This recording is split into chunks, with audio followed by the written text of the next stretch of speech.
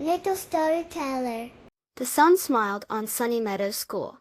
Ava, a girl with bright pink overalls and hair like spun sunshine, skipped into the classroom.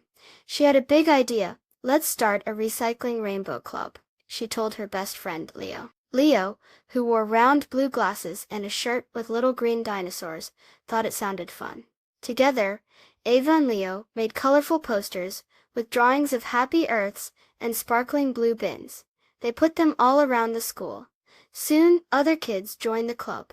There was Maya, who had long braids and a bright yellow sweater, and Sam, who always wore a baseball cap. The Recycling Rainbow Club collected paper, plastic, and cans.